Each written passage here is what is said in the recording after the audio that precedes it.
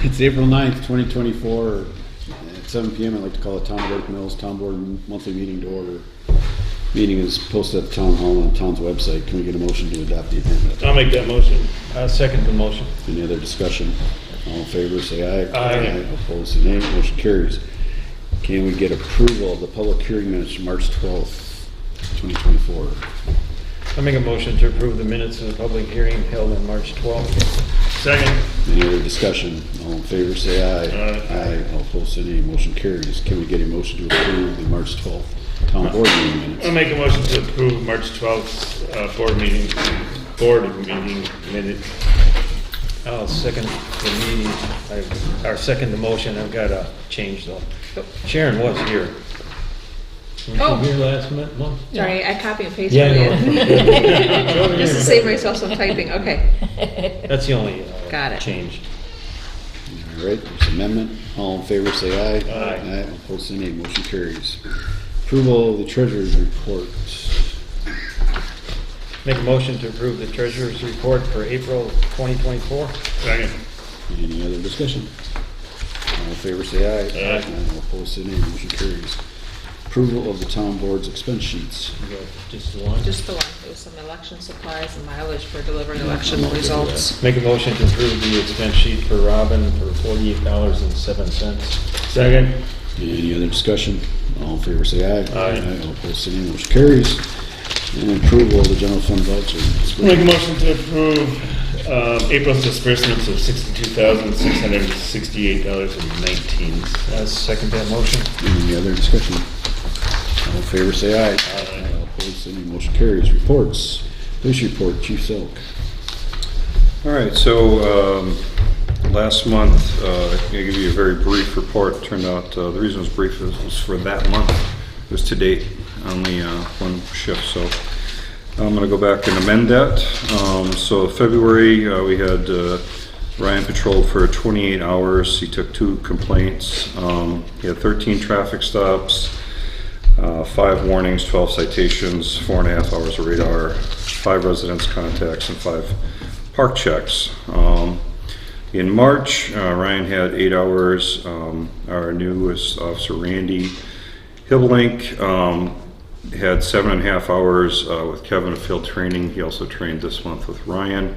He's currently taking over court for Bob, and he will be our new patrol officer moving forward. Ryan Walters was done as of April 3rd, and we'll have to figure out what exactly we want to do with boat patrol as far as who's going to manage that. But one of our new hires, Dave Warner, ran the boat patrol in Oakland, so he has experience doing that.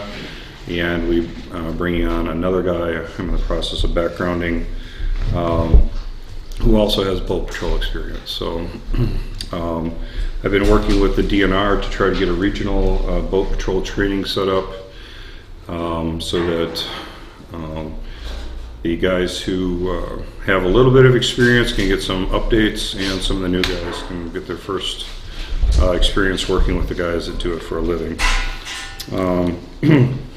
Dave Warner attended some training up in Wausau. It's a mandatory requirement by the DNR for every boat patrol in the state. So we did get to check that box, and waiting for him to report back on that. I do have some information forthcoming, and I'll share it tonight just to start you guys thinking about this, and I'll forward it to you. But there's a new type of boat that's been out for a while that allows you to fill up the ballast tanks, and then it causes it to be real heavy in the water, and then it can cause very large wakes. And a large wake can have some destructive properties to shoreline. It can be a nuisance to people on kayaks, wakeboards, or paddleboards, and fishermen in general. So they have enacted an ordinance that I think you should at least take a look at and consider. Oakland has. Oakland. And take a look at that for the summer, maybe to get ahead of a possible problem. So I just wanted to share that with you. The jet ski lift did sell for $904.93. That receipt is with Sharon. Obviously the auction house took their cut, so I think it's $700 and some dollars. I'm not sure. But- I don't think it showed on here. Yeah, the check hasn't come yet, but so I've got permission from the state to destroy records through 2013, so I'll be doing that. As of right now, we only have one piece of evidence left in the evidence drawer because I cleaned that out. And I did get the 2 postings for the regatta, which has been a 17-year thing. I think that's going to be pretty simple, and we already got Knickerbocker for next year. Yeah. So I'm not going to jump on that one right away. But I've got some final things that I'm working on getting done before I go, and I want to thank Jim for his work on the police chief job description. I think it was he found a really good one there that he shared with the group, and I think with just a couple minor alterations, that'll be something you guys can talk about later. So that's all I have. Ryan was with us for a long time. Yeah. You haven't mentioned how long it's been? I want to say maybe 2016 is when he started. I'd have to double check his file. Definitely he was our workhorse. Yeah. At least since I've been here, he's been really the guy putting in all the hours, both on the boat and on the road, and he was very active. It's not uncommon to have part-time people that just want the little paycheck on the side, but he actually put the hours in, he worked, so he will be missed here. And he's moving on to state patrol, right? Yes. All right, thanks, Chief Selk. Plan Commission report, Jim? On the 2 acre splits for Mr. Eggert were approved by the Planning Commission. That's it. Cambridge Fire and EMS report, Dave. Meeting last Thursday, the 28th. Lots of discussion. There's an agenda item down on tender 6 later on the agenda, so I'll mention that. Went into closed session, and that was on a labor contract, which there was no decision made there. So that's really kind of about it. Okey-doke. Thanks, Dave. Joint Rock Lake Committee report, Wendy.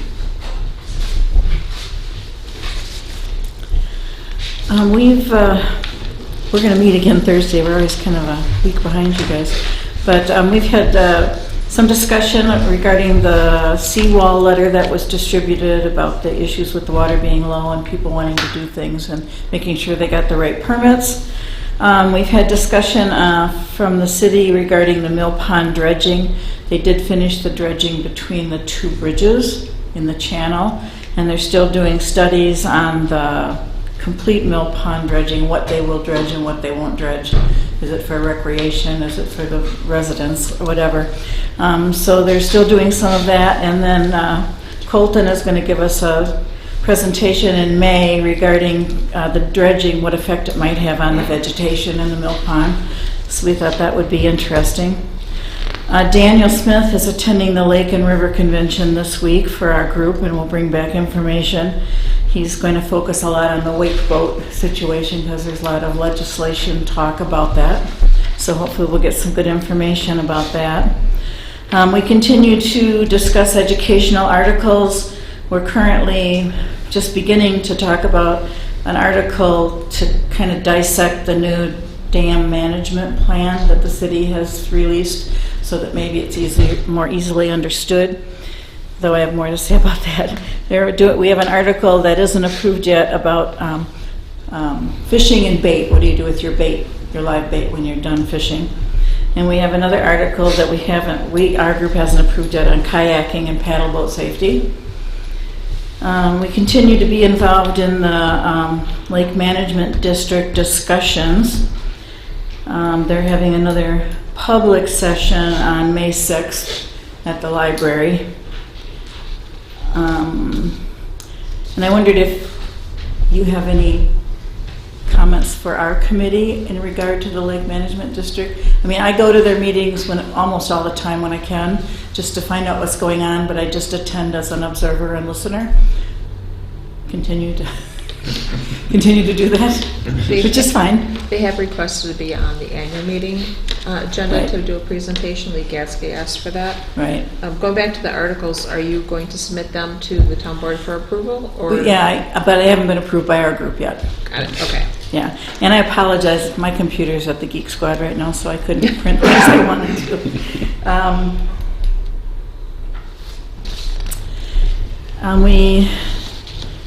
This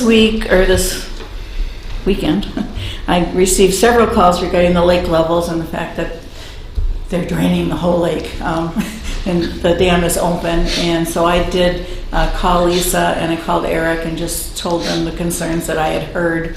And they feel like it's under control, and I don't think there'll be more information regarding that at the city council meeting. Just wanted to let you know, that people have been calling us.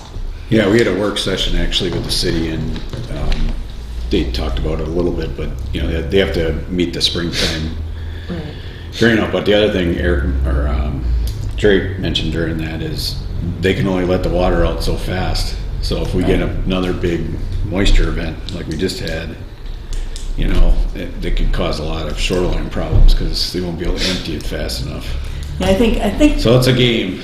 it's a game, but to me it also seems, and I think I copied you on my comments. I think that there needs to be just a little bit more communication so that people don't not understand what's going on. If they could put a little article in the paper or on the community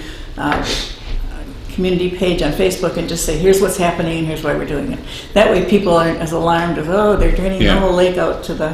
No, you don't get the river. disinformation out there. You know. So, yeah, I'm not judging if it's right or wrong because I think they're doing what they need to do within their rules. With the concerns that people are voicing to Wendy, should she copy the town in on those, or are those verbal? They're phone or calls. they're phone calls? Are you encouraging them to call the city directly? I am. Okay, I am. I'm telling them to do at least emails to the council. yeah, Yeah, emails are definitely better. 'Cause then you have a they can get paper them there trail, clear, yeah. too. Right. Absolutely. yeah, because that's an important way to document it.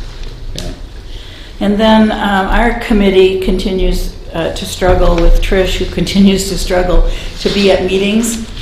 Maybe you want to consider having her resign and reassign her Her position. appointment's up.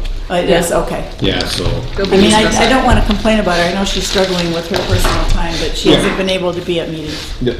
And so if there's anything you'd like us to focus on, please let us know. That's where we're at. Thanks, Wendy.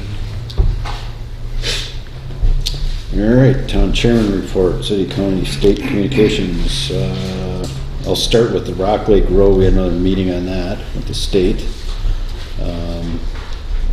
They're just trying to get everything kind of hopefully tied together. It sounds like their projection is to get it done by Labor Day. They would, of course, love us to get our portion done slightly after that so they can tie all the asphalt in together and not have extra seams.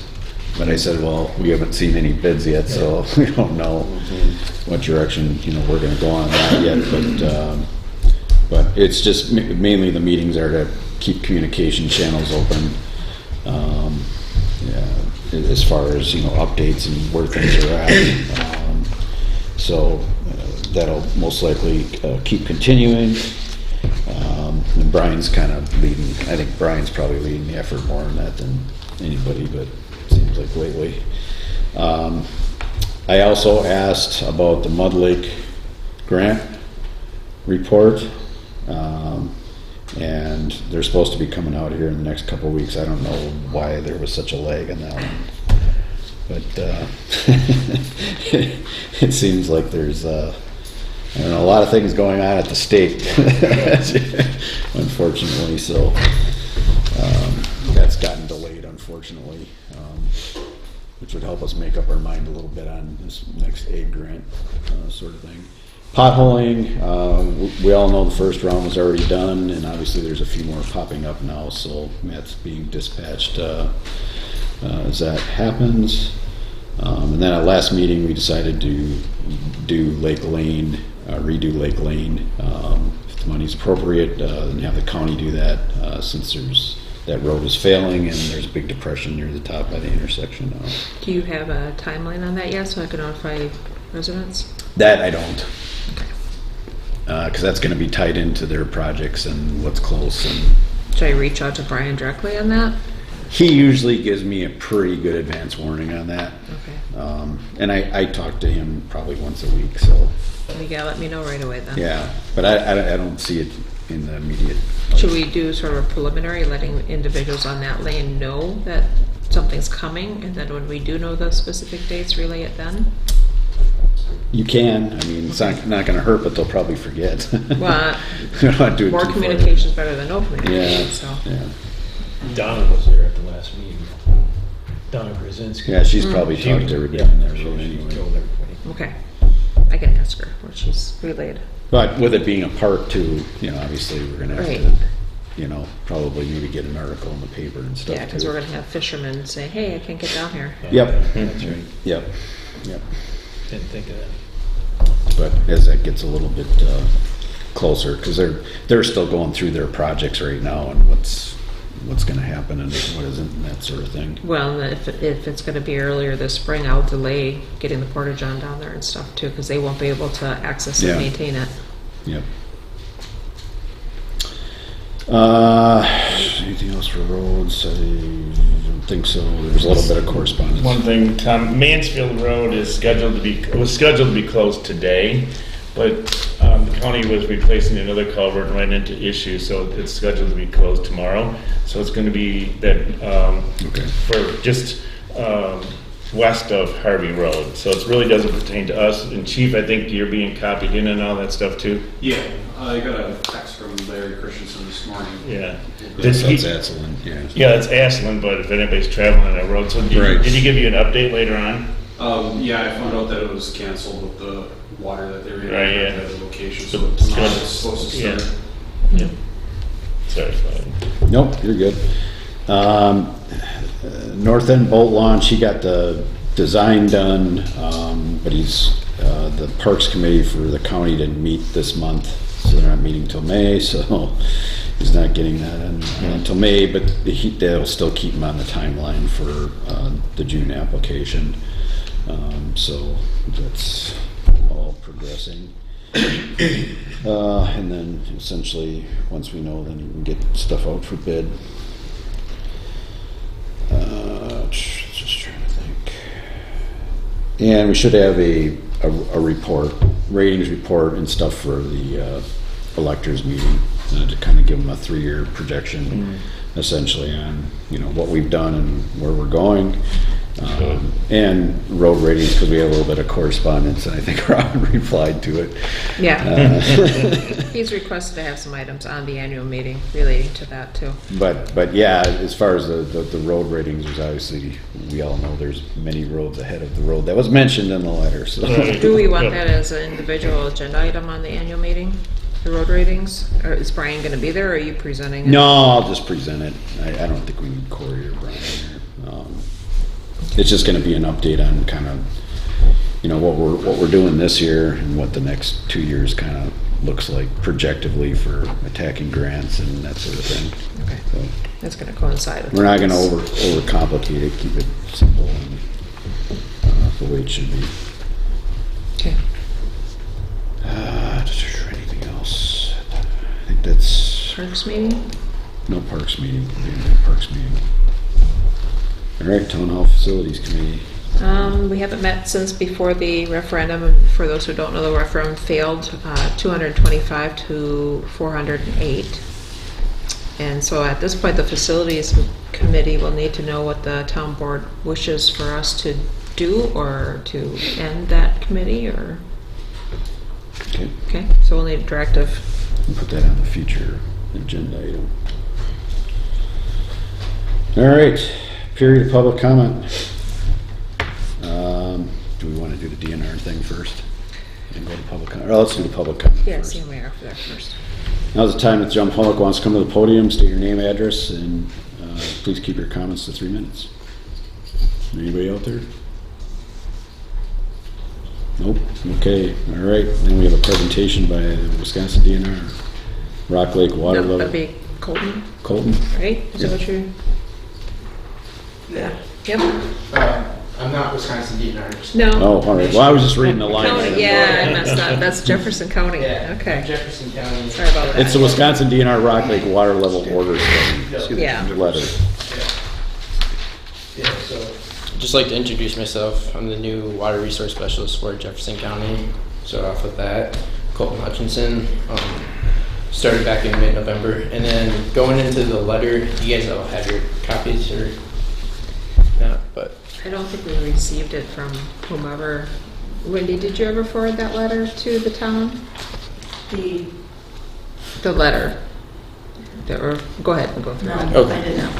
oh, I can forward it to you if I didn't Please. send it to you before. But Okay. yeah, so just kind of referencing off of this letter, just thought I'd make you guys aware. There's nothing I don't think you guys really have to do. It's ultimately going to be up to the city if they want to put in for a water level order change.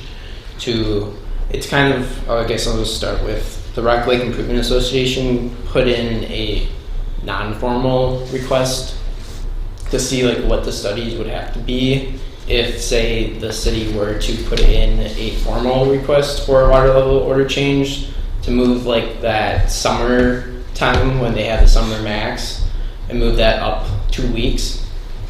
So that's what this is kind of looking at. And this is kind of just, this letter kind of encompasses all the stuff that the DNR would be looking for if that formal request were to come through. And I'll just kind of get into it, but the first line is pretty much talking about elevation data, and that's sub-foot, so like you have like 1 and 1.5 feet and stuff. So that the county, looked to see if we would be able to do it, because we were just trying to see if we would be able to help kind of compensate and cover a lot of all these costs so that the city or the town, whoever would go forward, didn't have to pay all these costs to have a DNR study done. So we looked into it. We didn't have the capabilities, so it's in the city's kind of corner right now, and I know they have been talking with DNR staff that sent this letter, and they have been talking with their surveyor, and it sounds like they will have it as a agenda item in the next couple city council meetings to kind of determine if they're gonna move forward with that stuff. So that's one of the things in the letter. Then the other thing is there's like a community mapping. So like kind of like noting like if it's like common reed canary, if it's cattails, like swamp tamaracks and stuff. So the county, we've offered to cover that, and we're gonna be likely flying some drones that we have from the county GIS team, probably at like that Glacier Trail area, kind of zooming in and out of there, down by the Mud Lake area. We're kind of be covering all those wetlands that are surrounding the Marsh Lake area and the Mud Lake area, and kind of just getting kind of aerials to determine what those communities are. So we'll be working on that sometime this spring, probably May or early June. So that's on our docket to do. And then moving into the next third thing is there's like this new protocol called a rapid floristic quality assessment, and it's kind of a more quicker, dirtier version of like a whole wetland delineation, if you're familiar with any of those.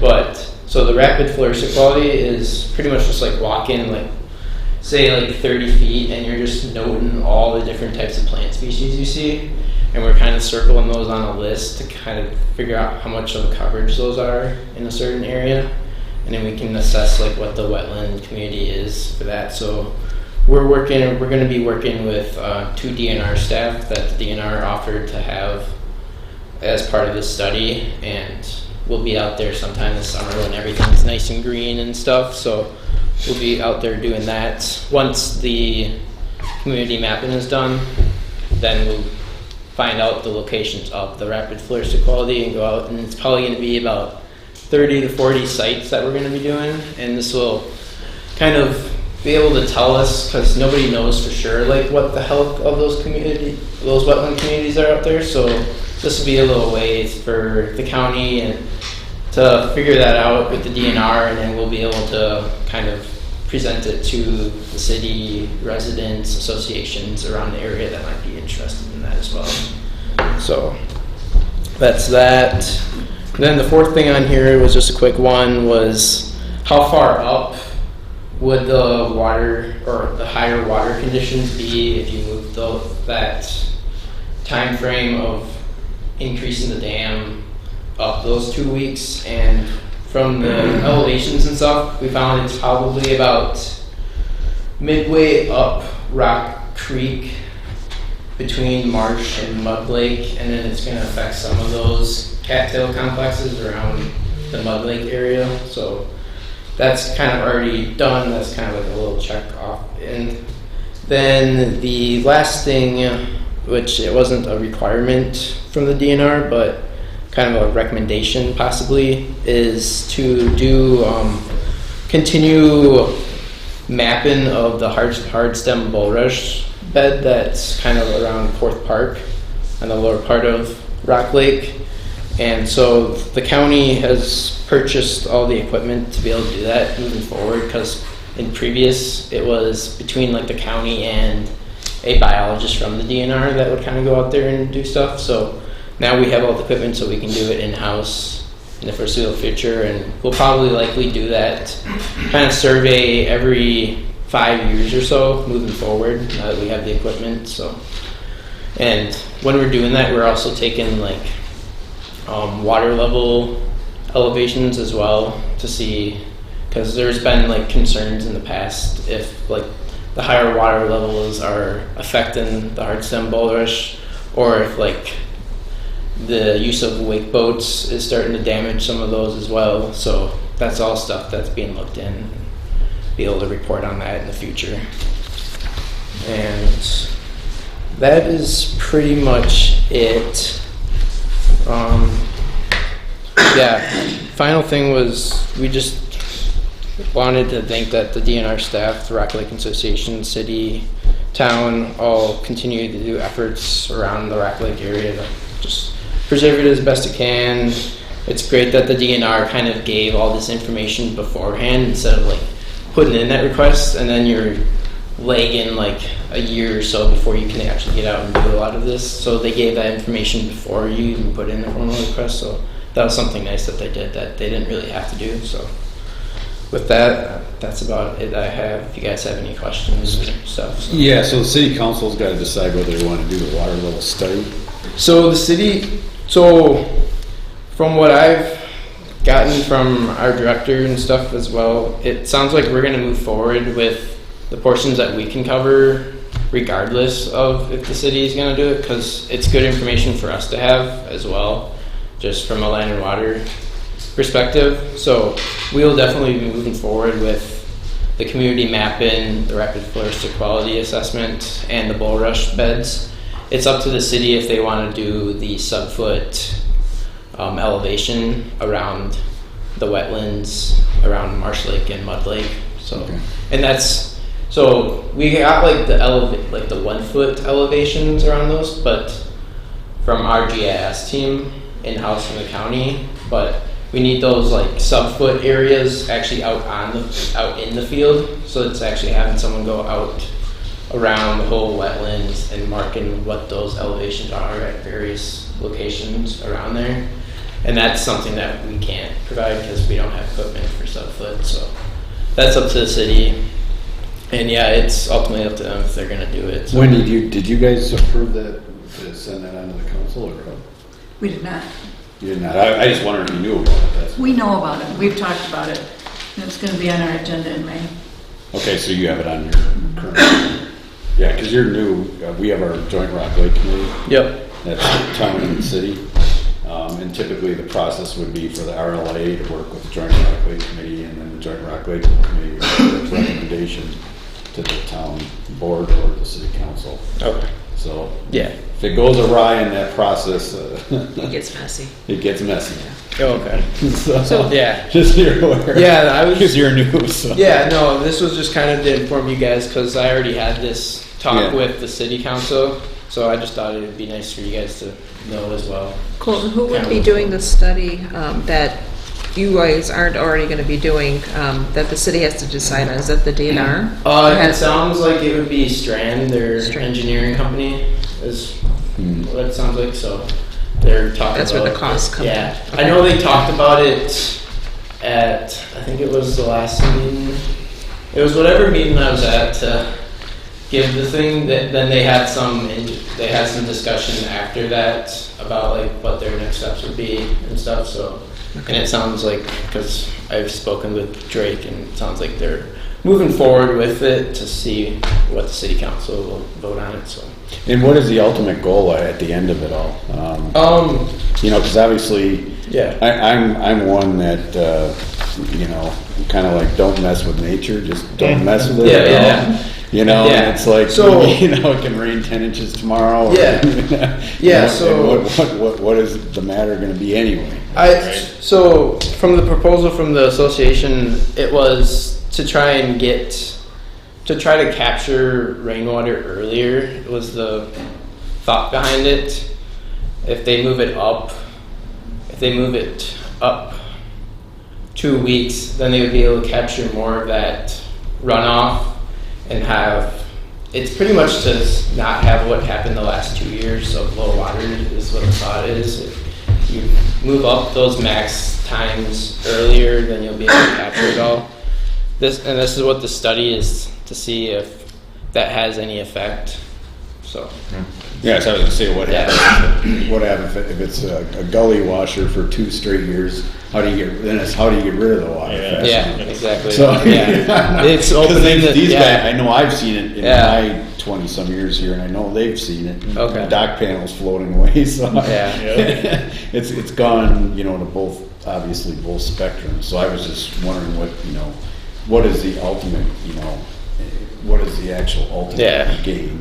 So the goal for me, at least, is to be able to help give the information for the city council to make those decisions. I mean, Yep. and I'm just trying to take advantage of a opportunity to be able to collect this information, because it sounded like otherwise, if this hadn't come forward, we probably wouldn't be out there doing these wetland surveys anyways. So it's kind of like take advantage of a bad situation and take advantage of it and what you got. So. I was kind of curious, when you were speaking of the wetland delineation, Yep. I was kind of curious of what the scope is of that and where does that fit into the NRCS? So what do you mean by fitting in with the NRCS? Well, with FSA and the NRCS, we have to, abide by those government rules. So a lot of times when it comes into tiling a site or ditching a site, we have to have wetland delineations done. Okay. So are you talking about a wetland delineation in a wetland or wetland delineation in a PC production crop? So wetland delineation in wetlands. So in those wetlands that are surrounding the Marsh Lake, Mud Lake area, those wetland complexes, where it looks like a lot of it is like cattail complexes for the most part, and then it kind of moves into more like some reed canaries, some phragmites to a degree, and then like some tamarack swamps. So we'd be assessing those areas. We wouldn't be assessing any like high dry areas. So it's all that, like, we have it on a map and it is in that letter, but it's pretty much like this surface water elevation is about 828. So we're going up into the wetlands to that like 830 elevation and trying to collect information in between that areas, because if we do increase, if there was a request to increase those water levels, you could be affecting those wetlands. And I totally agree. 6 Yeah. inches can push 6 back inch- a long Yeah, way. and so that could possibly affect and create more just cattail complexes, which is Yeah. a very low wetland community compared to like the swamp tamaracks and all that stuff that might be in there. So that's what that assessment is for, and it's just to be able to figure out. So it's not as in depth as an actual delineation where you're going out and doing like a center point and you're going 4 ways each way and noting every single species down to like a species level. This is more just plants to a family level, so you're grouping all those like Phragmites, you're grouping all the like goldenrods together, so you don't have to like go and know like each different types of canary. So Yeah. it's a little bit more quick and Yeah, so you're looking at plants, not really so much the soil then, correct? Yep. No, not the soil at all. So, yeah.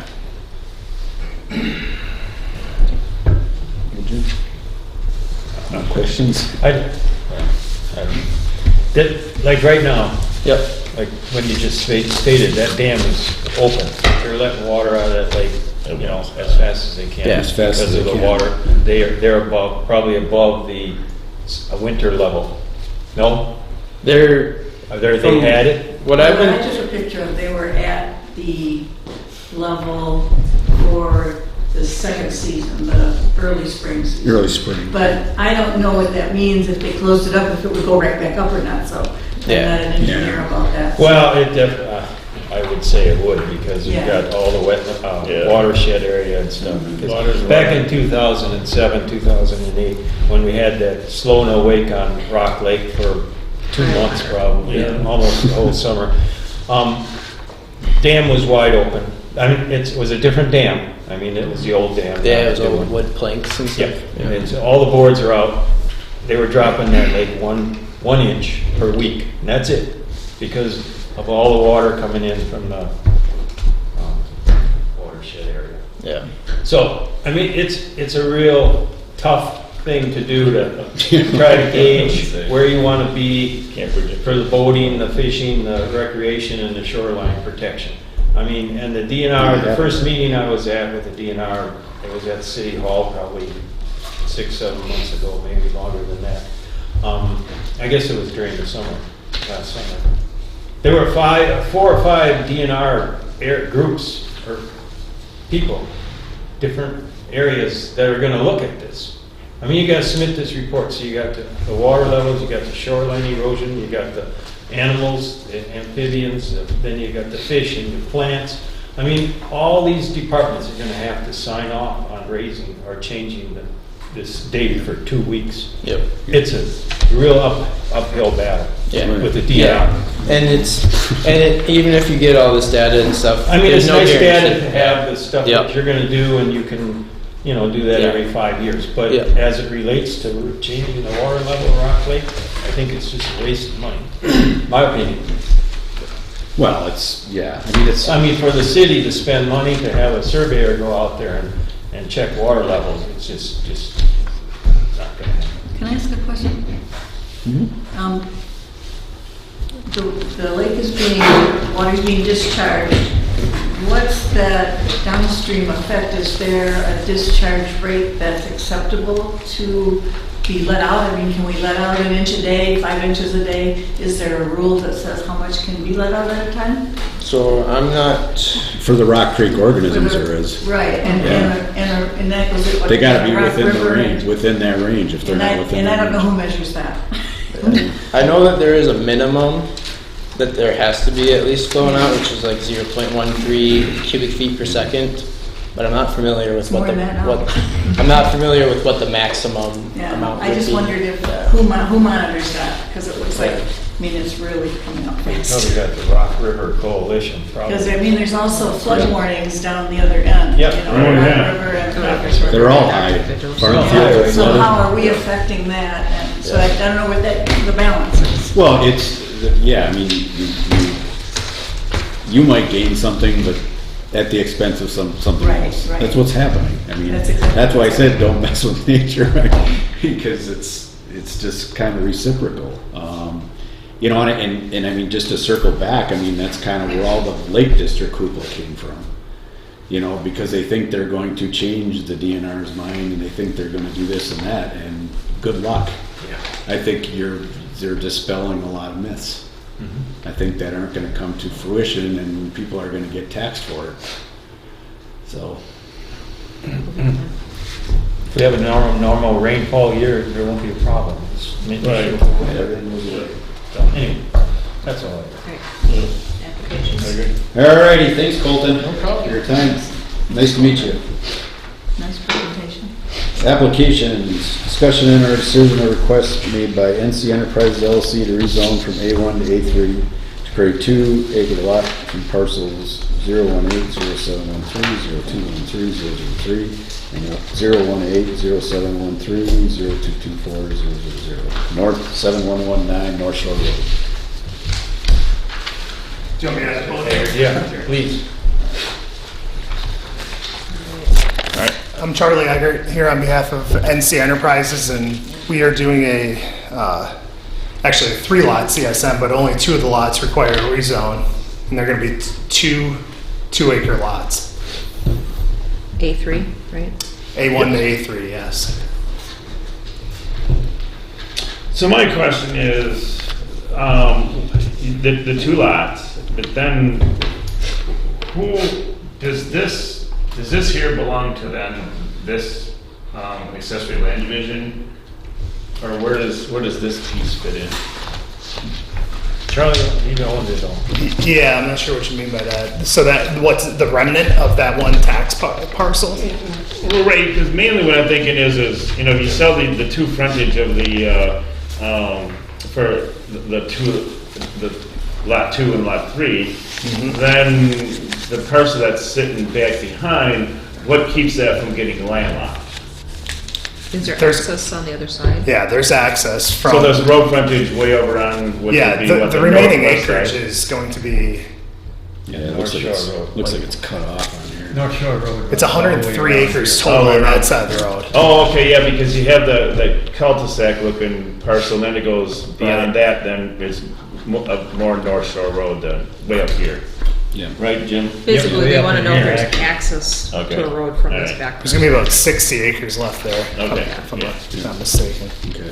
That was the only question I had. And the lot 1 is the wooded area here, Yep. which Doug Hughes's place was here. That's the one that doesn't require the rezone. Right. That stays A1, right? It's a Correct. farmland consolidation. And that's, yeah, and that, yeah.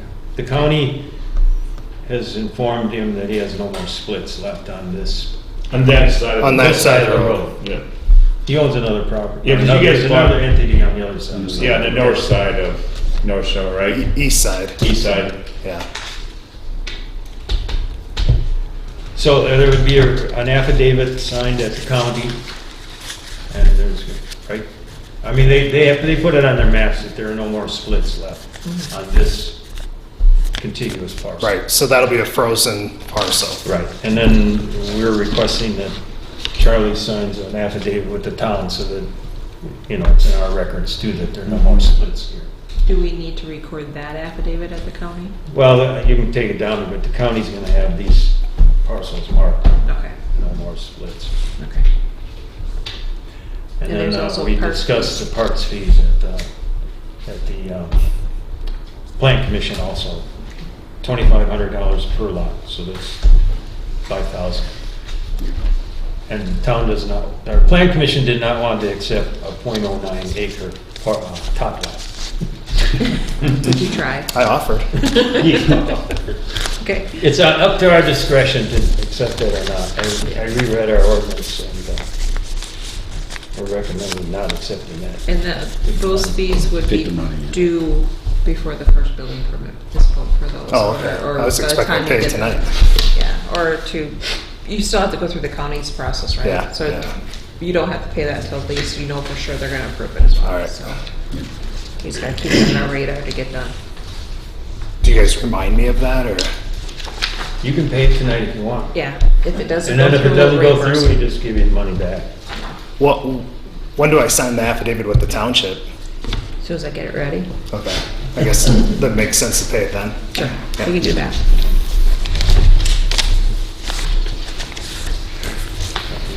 Need a motion. I'll make a motion to approve the lot 2 and lot 3 from a rezone from A1 to A2 with the... A3. Sorry, lot 2 and lot 3 with the agreement of signing the no more splits Affidavit? affidavit. Second motion. Any other discussion? All in favor, say aye. A1 to A3. All opposed, say nay. Motion carries. Thank you. All right, thank you, Tracy. Next, discussion or decision or request for a special event made by David Reese of Catamaran Racing Association of Wisconsin, Rock and Roll Drive on May 18th. Hello, Dave, how you everyone. doing?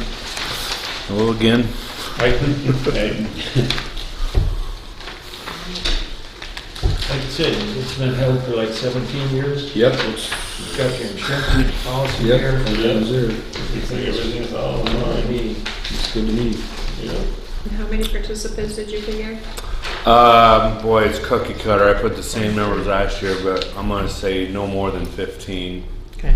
Yeah, it's, No more than 15 votes. That'll be 30 people, it's right? average, I think, every It's year. the same, yeah. I mean, this is all cookie cutter anymore, really.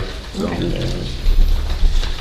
Alrighty. I make a motion to approve the application for the Catamaran Racing Association of Wisconsin for, what's the date this? 518. 5/18. And 519. And Yeah, 519. we'll be on the water on Saturday and Sunday. There may be some arrive the day before, but they won't be participating in an event. They'll just be casually using the lake on Yep. Friday. Second. Any other discussion? All in favor, say aye. Aye. Opposed, say nay. Motion carries. Look at this. Thank you, everyone. scanned in. You're Thanks, welcome. Dave. Good luck Good with it. luck. Thank you. Discussion or decision on requests for special event made by Raina Severson of Legendary Lake Mills for the 2025 Knickerbocker Ice Festival to be held February 1st, 2025. I don't know if there's anyone present for it, but Nobody's present. Too bad. I emailed this morning to Why remind. are we doing this? No. We just push it. I don't care.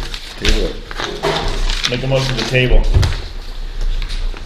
A second. Any other discussion? All in favor, say aye. Aye. Opposed, say nay. Motion carries the table.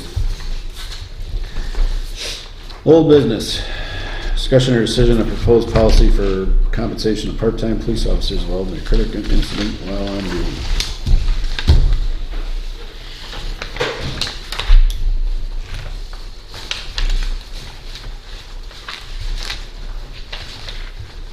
Do you think we'll get struck by lightning?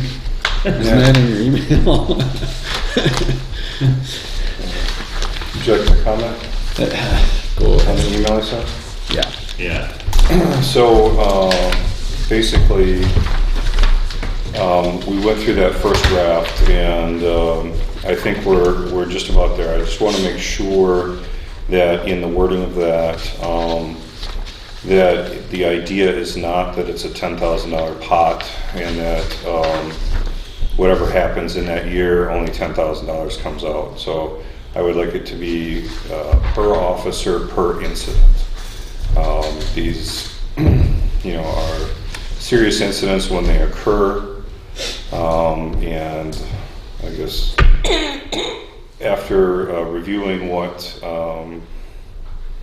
the attorney had said about the likelihood that the full-time agencies would still support their staff and allow them to come to work, or put them on paid administrative leave. I did consult with a couple other chiefs, and they said that that is likely what they would do. There is a small possibility that a police and fire commission could push back and say, we heard that it wasn't good, and so we want to suspend it all pay. So there'd actually have to be an extra act taken to put them on suspension. So for those staff that we have that are full-time police officers, which is, Kevin Miller, Dave Warner, Elsewhere. elsewhere, sworn officers elsewhere, the chances are pretty good that they would be covered by their agency and there would not be a payout for them. So for the part-time officers who are retired, like myself and Bob and some of those other guys, the only loss of income that they'd be looking at is probably the time they work here.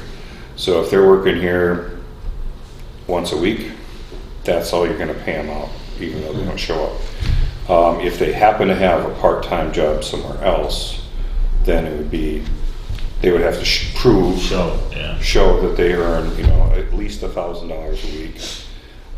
So I think the likelihood of an incident is low, but as we know, they are possible. And two, if it happens, then it would have to be not covered by their primary agency if they were full-time. And if it was a retired person, they would still have to have a separate source of income that you would be matching. So I think it's a very rare, unlikely incident. So I think your liability here is no greater than you guys, planning for like a sinkhole event where, the highway falls in. I mean, it's something that could happen, but it's unlikely. But I think if it does happen, per officer, per event is, if some weird thing happens, something occurred in January, a pursuit that went bad, and someone died, and then come around to December and there's another one. I mean, I'd hate for that pot to be on, that other person to be out of luck. So you're proposing that it's 10,000 per person per event? Correct. I guess a comment I would have to make on that, though, is I think the town also has to protect itself from going bankrupt.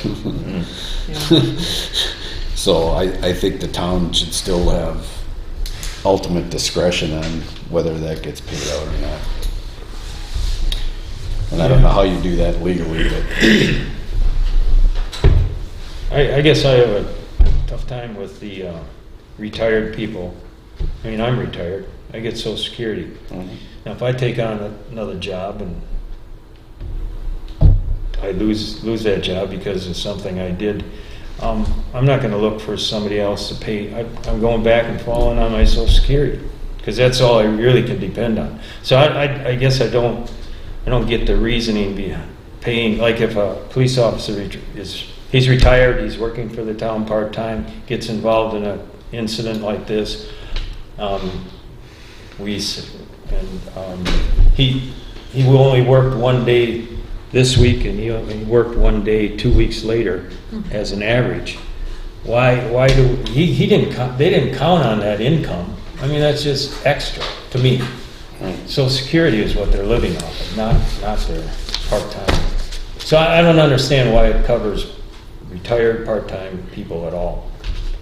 That's Not everybody that we would hire, and I'll give an example.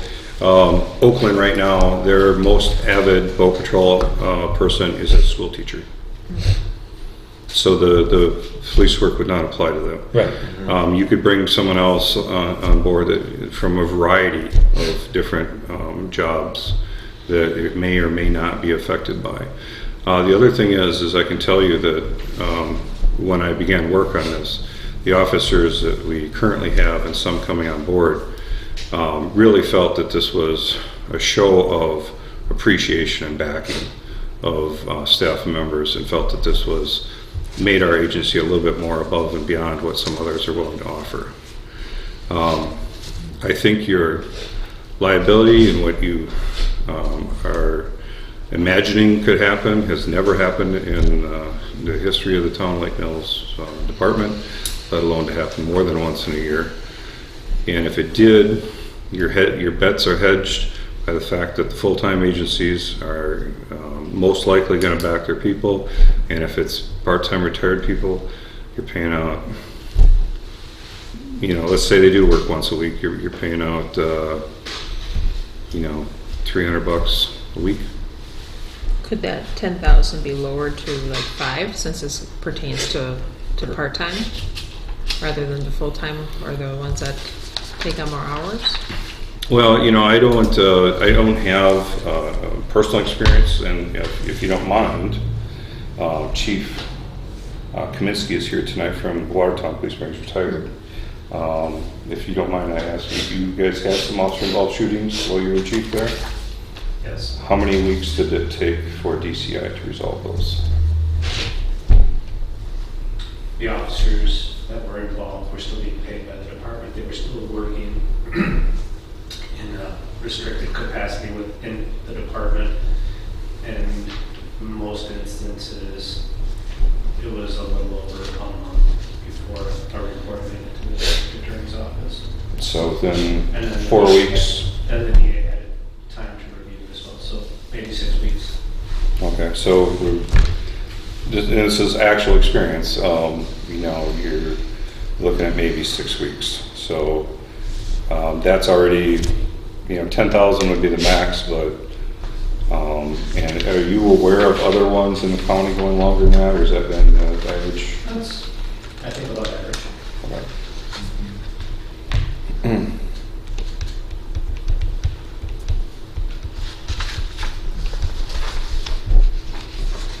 And I know what you're saying, Jim, and I don't know that all retirees are in the same boat. I think if you look at some that retired at the lower end of the spectrum and getting 75% of their wage, it could. These part-time jobs are very necessary for some of these people. I see almost every sheriff's deputy who's been retiring immediately goes on to another job because making ends meet, but.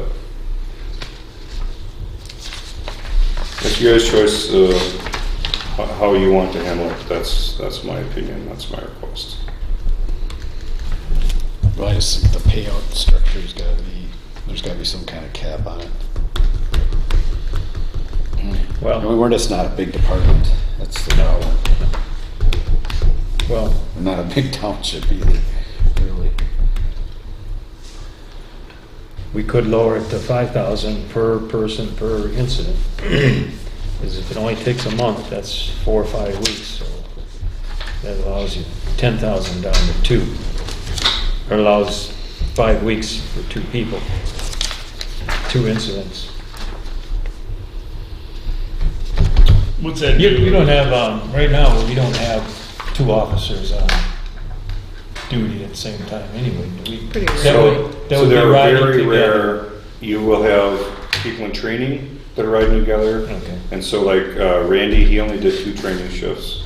That's why we hire full-time experienced people, so we can just show them how we do stuff, get them out.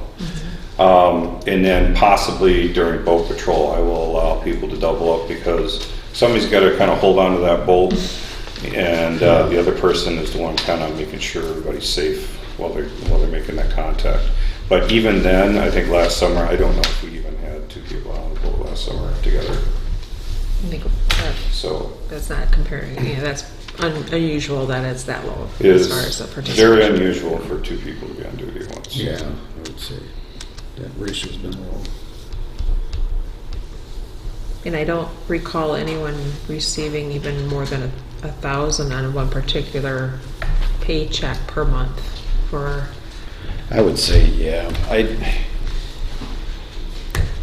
I would go with, probably the 5,000 mark. I mean, get it off the ground. You can always change Yeah, we it. can change it later on. Right. I mean, it's a place to start. What's that do to your attraction and retention? I mean, that's one of the big. Just having it is a rare beast. We kind of stole this idea from Johnson Creek, and I'm not aware of other places that are doing it, but I can tell you the support when this was broached with people here, they were impressed by it, and they were thankful. From my experience, one of the things that police officers really seek is backing. Mm-hmm. And when they believe that their board or their chief or their supervisors have their back, those are the kind of guys that come to work with a smile on their face and put some time in and do their job right. If they do not feel they're supported, then it isn't quite as robust. So if we capped it at 5,000, say there's an incident where there's more serious or a longer term, it doesn't mean that the town couldn't provide more if they Right. chose At to their do so. discretion. It Right. says it Okay. allows to pay an eligible police Yeah. officers. Town board shall We still have determine that the flexibility. flexibility. Okay. And the other request I'd like on top of that, with the attorney Eric Larson, it does say in there with the grant program that they would have to fill out an application. And I'd like that application to be pre-made so that during an extreme crisis like this, We don't want to be figuring that out. you don't want to be then. figuring out in this places, it's Yeah. small, it's part-time, that is not the time to be diverting resources to paperwork. Yeah. So the application, if this policy goes in place, should be part of the policy itself, so it's Please, that would be stated. great. Okay.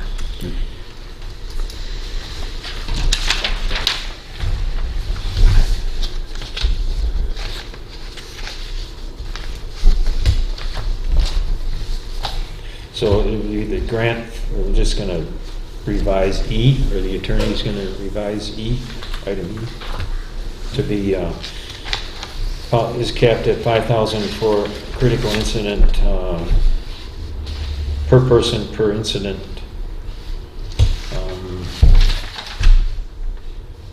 And the loss of compensation during suspensions. In the event multiple officers file applications pursuant, that would all still be the same. Town board could extend it or provide more money. So really, we're just filling in the blank of the 5,000 under item. And then you're adding per person per incident. Yes, please. Instead of regardless. Okay.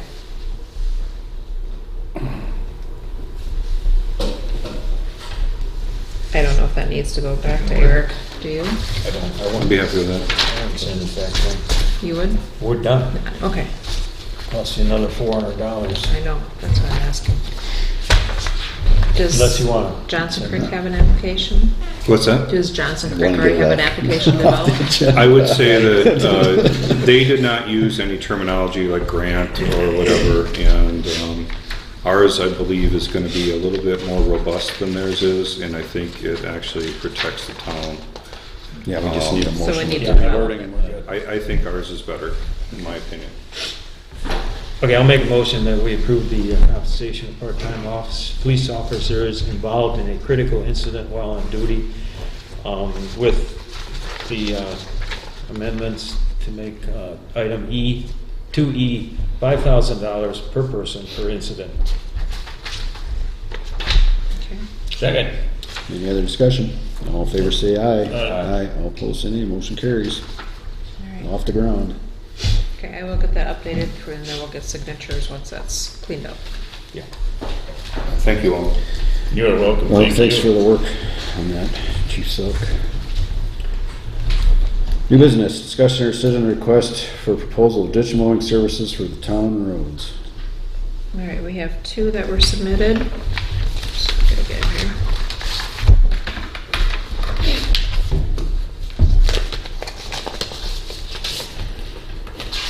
Pass them around.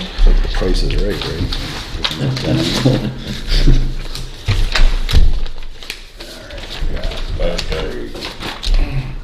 Second.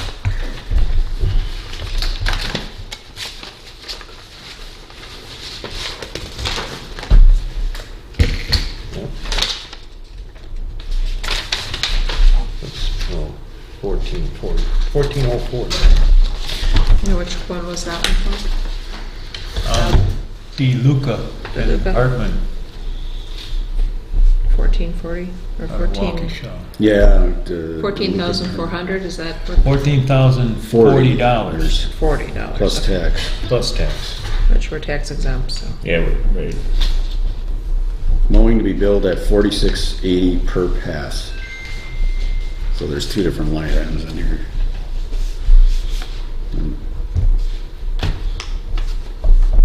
Cutting you down with a 60-inch brush hog on a tracked Kubota skid steer. Tract. Yeah. What's Rock Creek, what's he mowing with it? It doesn't say. It just says one pass, late spring, and two passes late summer, or, yeah, summer, early fall. Let's see, oh yeah, right, 50 horsepower 4x4 tractor with flashing strobe lights and a 72-inch offset flail mower to be used. Flail mower. On rubber. He's on Yeah. He's right. on rubber, this guy's on track. Yeah. Yeah, which would mean that He's more. he would have to run right down in the roadside where we don't have very well-formed ditches. No. Not good ones at all. Which one would have to go on in the DeLuca. ditches? DeLuca would have to go down into the Yeah, ditches. there's a lot of those Right. roads that got really Okay. nasty. Might not work so well and might Right. tear stuff up more than. Did you state what Rock Creek's was per? Rock Creek's is $12,000, so it's $4,000 in the spring and $8,000 in the fall. Okay. I make a motion to accept the road ditch mowing bid from Rock Creek for $12,000. Second. Any other discussion? All in favor say aye. Aye. All opposed say nay. Motion carries. Discussion or decision of appointments for various positions on committees, commissions in town. All right, here's the list. Jim Batiste said he would stay on. Stay the planning on. commission. Yep, I Oh, know. just need, we went under Zeke off. Steve. And we don't necessarily have to do these appointments yet, but I think we needed to determine who was willing to stay, and then we can announce some of these at the annual meeting to draw up interest, unless there's others that are here tonight interested. Are they on the website? Yep. The application is on the website to submit, so that we all have the same information to review, to make the decision on. We've Okay. got no candidates yet. Nobody has submitted anything. Nothing. Are you referring to whether or not we have a notice that we're looking for people? We do not yet. That's what we Oh. needed to determine as far as who was willing to stay. Oh. Who. Okay. Once we Okay. know who's staying, then we can create a list of the So you need a vacancies. plan commission, one person. One person for sure, yep. Okay. Okay. Two probably for JRLC. Two? Yeah, two. It'll be Tricia's and then, yeah. Dan. No, Daniel's, he's on yet. He Oh, stays he's till on yet, that's 25. right. One for Tricia. One for the town. Yeah. So one for the town, and then Kevin's is city, so. Yeah. Yeah. Sorry, maybe shouldn't have highlighted that one. I haven't heard anybody getting off of the perks, other than Linda, which hers wasn't even up, but Right, so Linda. so there's gonna be one for there, Parks. most likely. Are the Parks Committee, are they switching to quarterly meetings, or are they gonna keep pushing monthly? Because you guys have No, not we're been probably gonna go meeting. to we're probably gonna go to quarterly. Okay. And we're gonna have to change the date too, on that, for the time. The biggest thing is, putting the effort into getting everything posted, and we gotta start making sure the meetings occur.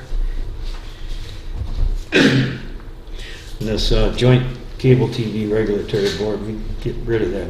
That's gonna be gone. Yeah, 'cause the city, they don't have one. So we don't have one. Public Works, I'm still on that. you're so still, okay? That'll be the last one to be filled because that's want- it's actually the easiest one because you don't have to, Do you you want can to attend via Zoom, so. Do you wanna seek someone and to replace you, if there's Yeah, I someone mean, interested? it's on the radar, but like I said, it's not the most pressing one. But if somebody's interested, that's Yeah, available, yeah. okay.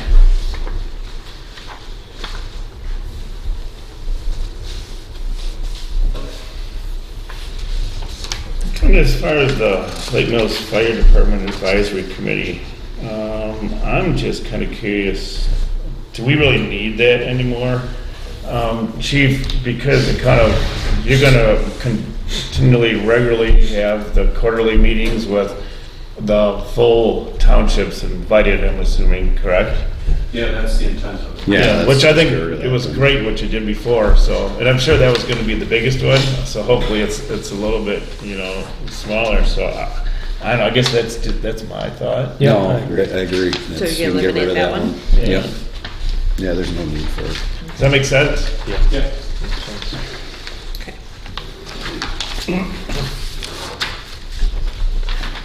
Okay, so what I'll do is I'll put together a notice that we'll have these vacancies, and get that out there, and we'll announce it at the annual meeting, and then maybe by May, we can Yep. get some appointments done. Sounds good. Was Vince Guerrero reelected Yes. judge?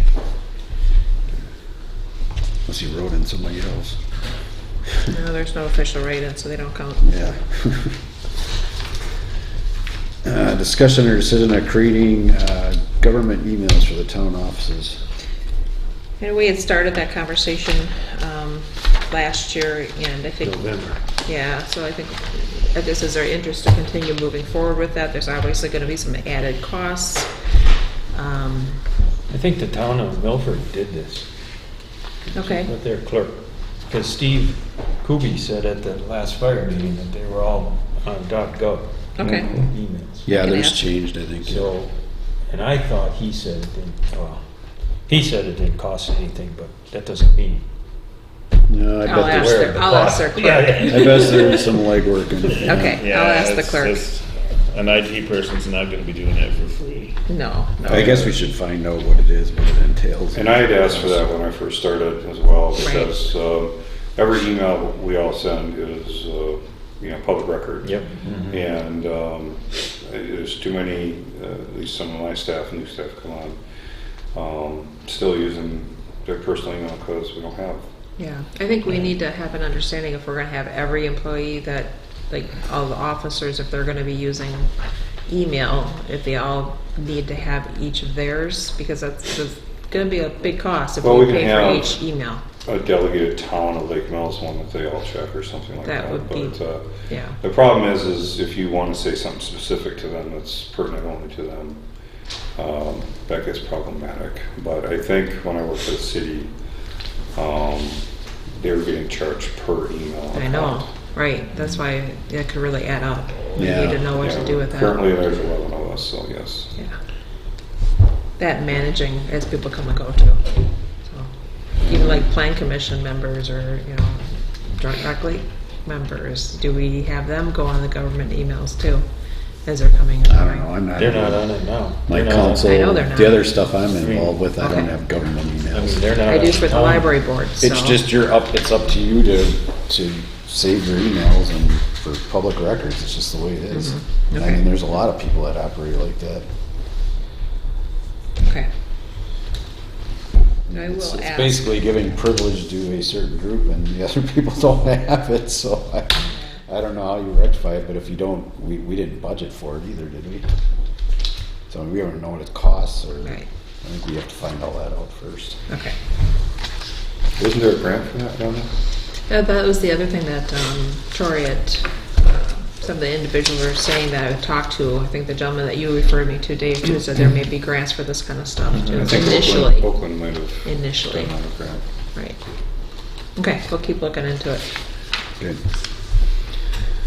All right, discussion or decision of seeking candidates for the chief of police.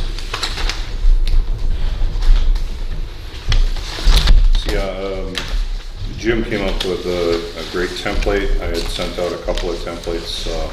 One was really boat oriented, one was more just patrol, and I think Jim found a real good one here that just speaks to the administrative qualities. So I made a couple of just very minor changes on there and added the application, location, date and time, but the date and time was just subjective. I just threw a date in there. Turns out to be a Sunday.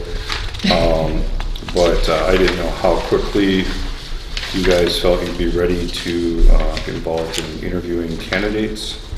So that's just and even so, that's when the applications come in. You'll have a little bit of time to review those, and then I think you'll need to prep some interview questions as well. So word of mouth is out there. Get it rolling. Does this go up on some website? Wiley. So- Yeah, so the website is called WileyNet. It's run by the Department of Justice, and it's where pretty much it's the job board for the entire state of Wisconsin, and it's where everybody goes to look for these sort of things. So And it's- is it accessible for those who may be retired and not actively an officer elsewhere? Yes, They're able to access that it? part of the website is not restricted. It does not require a login to get in. And we can, post it in other places. We can post it on our website and stuff like that. Okay. But, there's already some word of mouth going on, so I think we should have. So I guess I made a mistake on the dollars per hour. That's 32, I believe. 32, Is it okay. 32?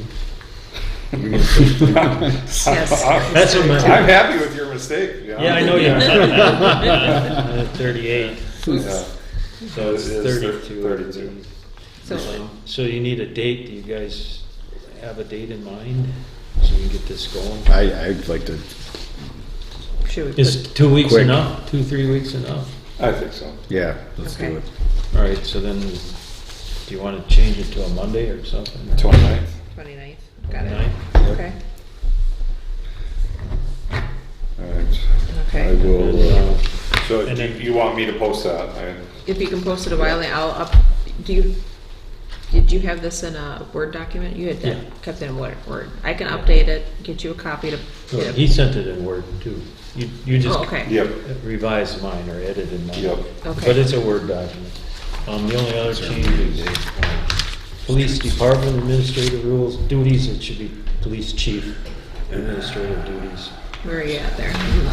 Sure. Okay. And just to be clear, they do have kind of a fill-in-the-blank system. It's not just post the They're posting that. So it won't be this, it'll be. It won't be that exactly, so you gotta understand, I might need a little bit of latitude to adjust to what I understand to be your desires based on that document. But I think it'll work out just fine. Okay. And then, once we get applications, then we'll have to set up times and for interviews and things like that, so. They'll probably, when they're reaching out, they'll probably want to know right away, potentially if they've already got I would look jobs. right in here, the 7th to the 10th before our board meeting in May. Okay, Somewhere in there, maybe that 8th, 9th, Wednesday or Thursday in May. Because that gives, that's. For interviews, right? Yeah, That's what you're talking about. for interviews, Yeah. because then we could have So it the ready 6th for or a the board 10th meeting on that the week? 14th. It could Yeah. potentially be, hopefully, really busy then, but. yeah, you'll be planting corn like crazy. Well, if you can't make it. It's gonna rain that weekday. All right. If they have You're other, gonna predict an agenda. if they have other jobs that. Otherwise, yeah, that's looking fine, at- because then we would be Evening? prepared for. I would think evening would be preferable to daytime for those that Okay. that For have most of them. jobs. Okay. But the reason for notice is so they can take off if they Right. need to, if they're a second shift employee or something like that. And then depending on how many applications you have, you may want to do a week down selection Evening. and only Yeah, interview, let's just say 8th or. instead of everybody, you might want to set a number that you're just going to interview 5, because I would recommend at least 45 minutes to an hour per candidate. Okay. And then I would also recommend that you have someone in the room with experience to talk you through some of the answers that you get that might be hyper-technical or whatever. Well, last time we went to county. Captain Mays came on. Yeah. Okay. Yeah, and that's something I could do as well. Okay. But if we have some internal candidates, I'm not sure if that's, Yeah, a little Yeah. conflict there. I think So- we'll do the county. It worked out. And we had a form the last time too. Yeah, we had some Do we basic still have that? questions. Yeah, I can look for it too. I think there I was believe we still have it. a little survey somewhere. Okay. Yeah, I think actually you came up with some of the questions, Yeah. didn't you? Okay. Yeah. So we kind of want Yeah, I to don't think we need to change it. set aside that first week in May for potential interviews and then just see what the need is for each candidate that we want to interview, see if we can kind of get them Group together. grouped together a Right, little bit. Yeah. Yeah, Just the keep the it last fluid. time, yeah. Yep, Okay. yep. 6th, 7th is no good, that's plan commission. So you got the 6th, the 8th. 8th or 9th, it would go down there. If there is only one, and we would decide to appoint, do we still need to go through the, I think it's best practice, don't you you? know, I don't know. I mean, I'm thinking of skipping the interview portion. Probably should do the interview just to Yeah, make sure. right, yeah, but then it would be more like the chief would have to yeah, say. I think you have some discretion there. You don't fall underneath the police and fire commission rules that I understand because of the size. It was just a for instance. But, that's. Well, and we can make that decision at the time. Yeah. Be like, if somebody can't make it, it won't be that big of a deal. If it's the 2 of us are here, or 1 or whatever. Sure. Yeah, and my position was appointed, obviously, I didn't go through a process, so. Right. Um, It turned out to be a good choice. I was gonna say, maybe it was the biggest mistake you made, but that's at your discretion, so. So you're going to post it on Wiley.net. Do you guys want me to post it on town website as well? Yeah, it doesn't. Yeah, it doesn't Okay. hurt. I will do that. Can we get a motion to move all that forward? I make a motion to publish the police chief job position. Second? Any other discussion? All in favor, say aye. Aye. Opposed, say nay. Motion carries. Discussion or decision on Cambridge Fire EMS intergovernmental agreement rewrite. I asked to have this put on, I know we all 3 individually marked up the current IGA the last time, and I see that all the comments are on here. And I guess my only question, and I'd like to get on the same page, I guess, is the way Cambridge fire and EMS is done by equalized value right now. Except for the town of Lake Mills, EMS is, for a portion of, 3/4 of the town is per capita. Correct. So if this IGA is rewritten, I feel there should be, fire department can be equalized value per the IGA. I don't have a problem with that, because they're protecting property and things. I feel, it's just my opinion, that EMS should be a per capita basis for the entire area that the EMS covers.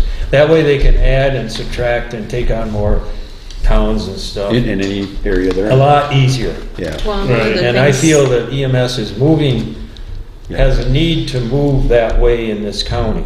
Yep. Because, you know, if Cambridge can provide EMS for, out of the substation in Lake Mills for Milford and Waterloo, and other towns like, as Elkhorn has like 12 people in their commission now, 12 different Yeah. municipalities. Edgerton. It's a lot easier to do that, but Western Lights or whatever. Yeah. either way, it should be written so it's equal to everybody on the commission. Right now, it's not, because we joined and we're per capita. And actually, if you look at the equalized value, the town of Lake Mills is a larger equalized value than the town of Oakland, the town village of Cambridge, and the only one I don't know about, in the town of Rockdale. Rockdale. The only one I don't know about is Christiana, because that's Dane County, and I didn't look that one up. But town of Lake Mills, equalized value is bigger than Oakland. We're gonna get They have socked. 3,000 people. Yeah, it would be crazy. And Well, so- we wouldn't be doing it. We We couldn't afford it. couldn't afford it. Yeah. So- But right now, we do have to certify the population that's in the EMS Yeah. areas too, so it makes sense, we're already gaining that information and Right. certifying it. Right. I'm not sure if you're gonna be able to get the other municipalities on board with doing it that way. Well, Well, I think as this town board, we should come up with a direction we want Dave to present our feelings. to the I commission. agree with That's that 100%. fine. So, I mean, it just makes it easier. Well, put it this way. I mean, if it comes down to equalized value for EMS, we won't be doing it. We won't be able to afford to do it. No, And there would be everyone would kind of be in the same boat. right. You'd be going somewhere else for your EMS. Right. And at that point, maybe it becomes county-wide, but yeah, it's, And I feel another thing, to make this work, is that the EMS budget should be separate from the fire department budget over there.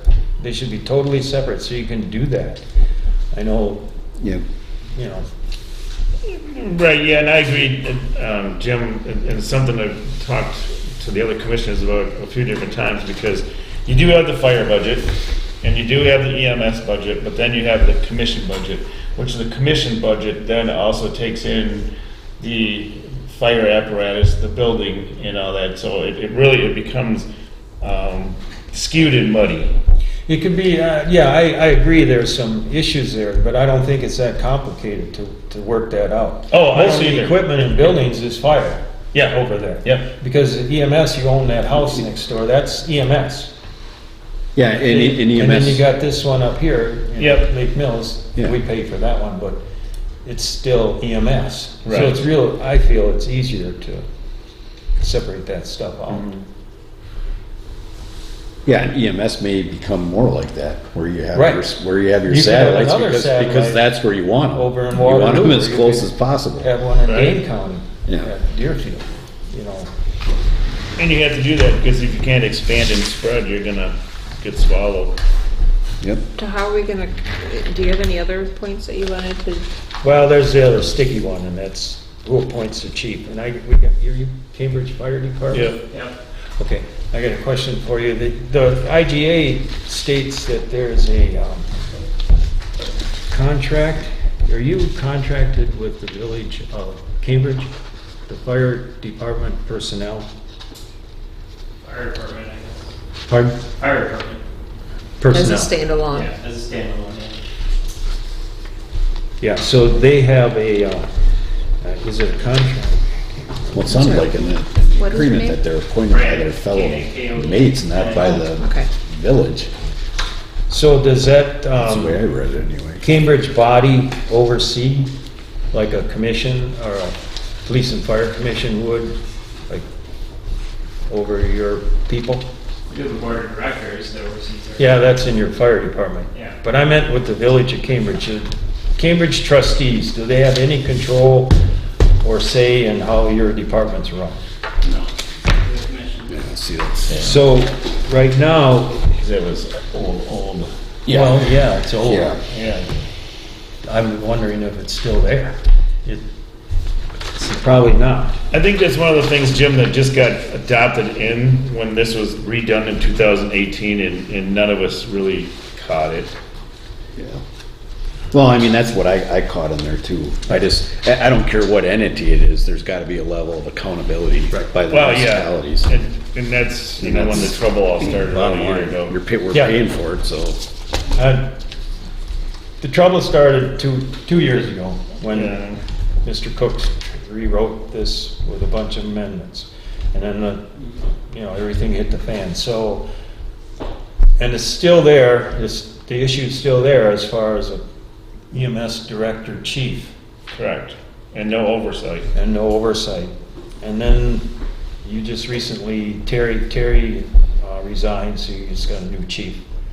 And your fire department appointed that person By vote, yeah. by vote. To the fire department personnel themselves voted on it. Right, yeah, because they're a 213, a contract service. Which, really, we don't particularly have a contract either, that I've ever seen anyway. That I'm not sure of, yeah. Yeah. Well, see, that's It's the messy point. there. I mean, who are you contracted with? That's why I don't understand this whole IGA. I think it's the Village of Cambridge Fire Department, but you don't have a contract with the village, That's EMS guys. technically. I think we're contracted through the commission, aren't we? But you're not controlled by the commission, your personnel. Yeah, Because there's you're no just appointed- accountability, that's the There's problem. no accountability, there's no problem. oversight to the department. Yeah. See, the city of Lake Mills Fire Department, through the city, they have oversight. Police and fire. Control. Yep. They appoint the chiefs, the city council. Cambridge is different that way. And I know it's gonna be a sticky point again, because you guys don't wanna give up control of appointing your own chiefs and stuff. But when you were, they went out and searched and hired you through an application and stuff. Appointed solely by the police and fire commission, the council has no say. Correct. That's the difference between full-time versus, long. Well, they're not full-time, they're part-time Yeah, they're department. volunteer too. I mean, he's full-time, but, Yeah. and one other, It all depends on the makeup and how your department is formed legally.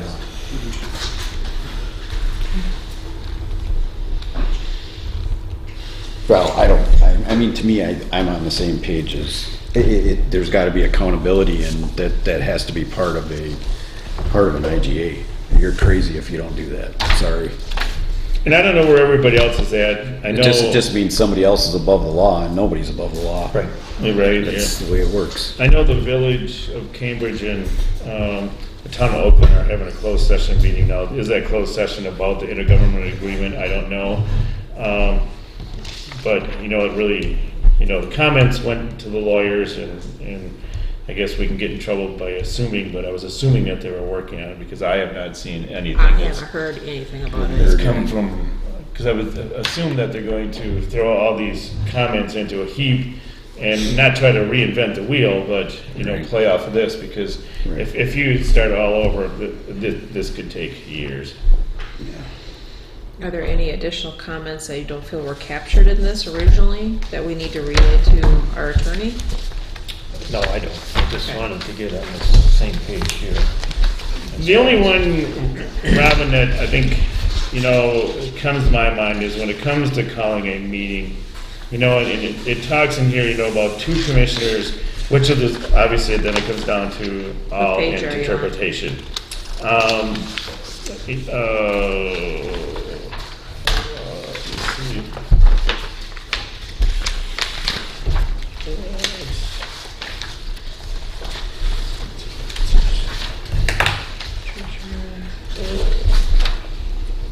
Conduct of business.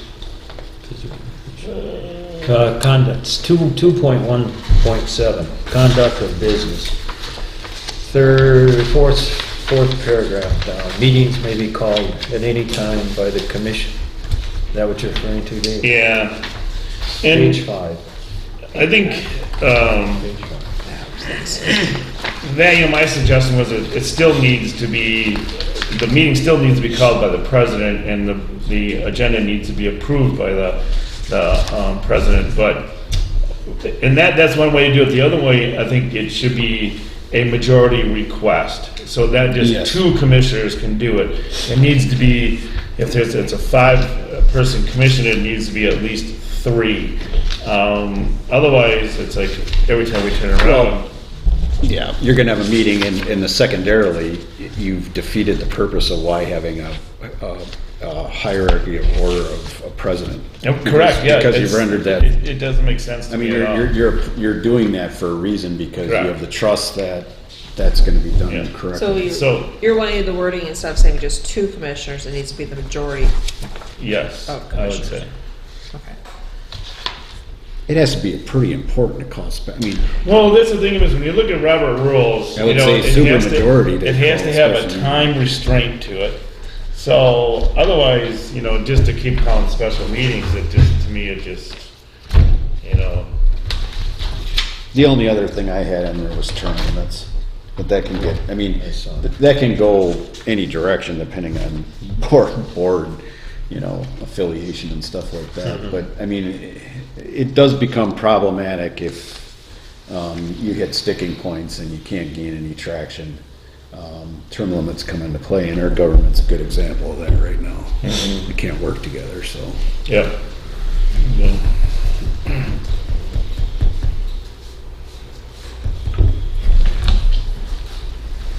Okay. I don't think we need any action, it's just. Nope. Yeah, that's just. All right, discussion and decision, the purpose of refurbish the Cambridge Fire Truck Tender 6. Okay, that was an agenda item which we had talked about, and Tom Fredericks, did explain, about a new truck that they were looking at. One thing that we did, the term refurbishment, according to, and Chief, you can help me out, and you can also too, that the what is it, after 20 years, what's the name of the group that has the guidelines? NFPA. The NFPA. The VIN number is tied to that, so to get a full refurbishment, you have to update the VIN number, correct? Is the way I understand it, so you can't just go in and paint a truck all up and get her all up to snuff and pre-maintenance. If it's 20 years old, it's 20 years old without changing a chassis and with a new VIN number, which obviously would have the year in it. It's not considered a full refurbishment. I don't know, Chief, you have a lot of experience with, because you had mentioned one time that if your truck is 20 years old and it's refurbed, then it's good for another 10 years. So, X vehicles are supposed to be in the line of service for 20 years, and then it's supposed to rotate to what's called a reserve status. okay. It also can go through a period of a refurbishment, which then can add life expectancy to that vehicle. So, and then under the guidelines of refurbishment, is that updating the VIN number, or is it just a total or pre-maintenance program to the truck? Because it's not my department, I guess I really don't know if I want to speak on behalf of it. Okay, well, I was just kind of curious. Or to you fully use your understand- own example Yeah. if it was in your department. With your experience, yeah. I've never heard that the VIN number tied to it. Okay. Because it's such of a vehicle, say if you were having a refurbished by Pierce, it would go up to their Wyoming factory. and their Wyoming factory then would take the truck apart, disassemble. Depending on what's wrong with the vehicle, there's different levels of refurbishment, classes of refurbishment. At some point, I would believe that, yes, if it was reframed, re-engined, all those types of items, then there probably would be a different chassis number assigned to it. And again, I think that is based more on the classification of the extent of the refurbishment. that you- Right, okay, all right. And Yeah. each one of those is gonna get you an extended period of time. Right, yeah, because I was fighting to understand exactly how that all fits together, so, but, anyway, the quote that Tom had talked about, I think it was like $211,000 for the truck, I believe is what it was, something in that order. 241.6. Anyway, so then we took the tactic of, fire service contacted me about, taking a look at this truck for free. So, I was taken down there, I think it was last Monday, and on Tuesday, Greg, the guy that had called me, which was the first time I've ever met anybody from there, invited me down. They had it up on the hoist to take a look underneath the truck. So I got a little better look than going underneath it in your station, which I just kind of reconfirmed with a lot of things I was thinking is it's not that bad. There's a couple of things that does take that truck out of service, and the main one is brakes. Because when you look under there, I saw the 3 brakes that the pads actually were starting to separate from the metal part of the brake, so that's not good. I'm not really quite sure that the front brakes are even working, period. I think maybe those S-cams could possibly be frozen up, and that comes from sitting around a lot. Salt crystals underneath there, so my opinion, it shows, no offense, lack of maintenance, because I don't think there's really a good maintenance program. So anyway, the tires, you're fully aware that they're old.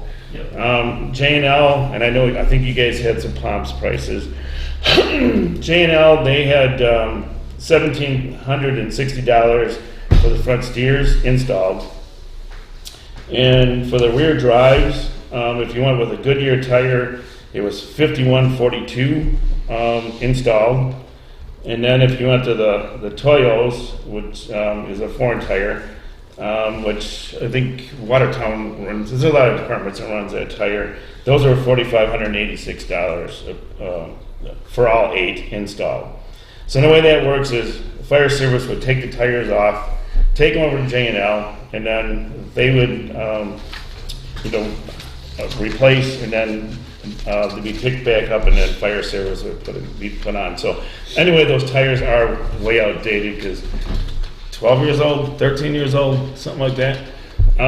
My suggestion on those tires, if that truck is kept, that those are still really good tires, so you could take them to some street department and let them run them off instead of paying for getting rid of it. But anyway, you guys should have got the email of Different estimates. about Yeah. estimates. There's something that came in late, yeah. So anyway, then what they found is really the criteria of the frame did not meet the out of service criteria.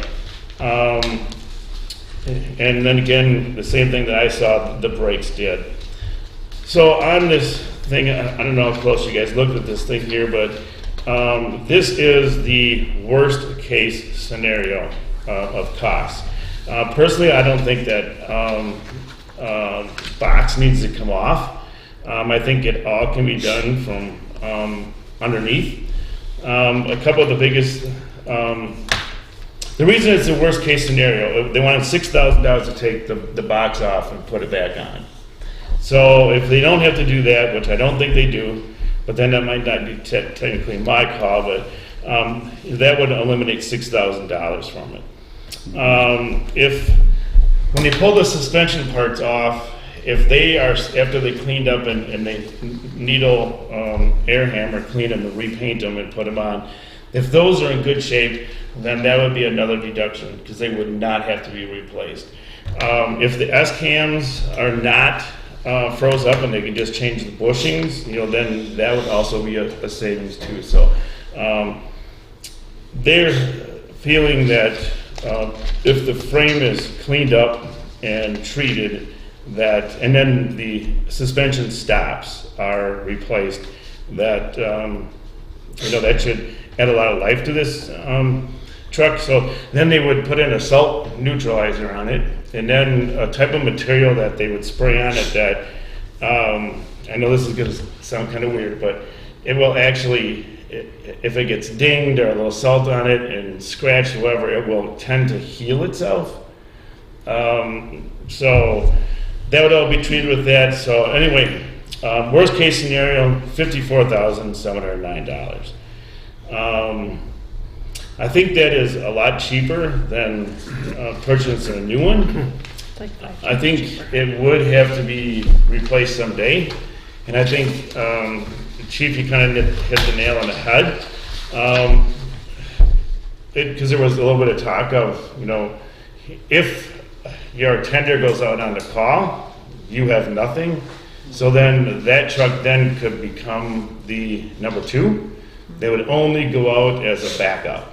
So they don't have a spot for a second truck. Well, you know, my opinion, I think we're heavy on engines, you know, right, wrong, or different. You know, I guess my question would be, do all those trucks ever leave the station? Sure.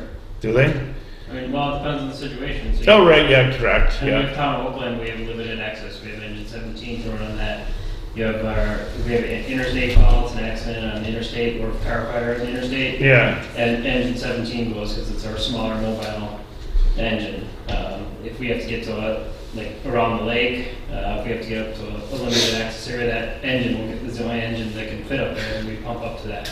sure. Engine 1 would pump up to that. Engine 2 is our mutual aid call, which if we have to send up to help out Lake Mills, we send engine 2, so. Yep. But then, you know, like, I walk in there, quick assessment, you know, sidewalk, so,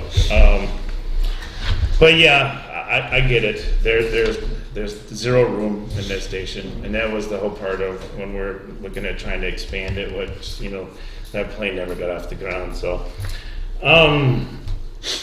Anyway, you know, this has to go through the commission and all that stuff too, but, my opinion is that we should probably go ahead and have that truck repaired, no matter who does it, and then start stacking some money away.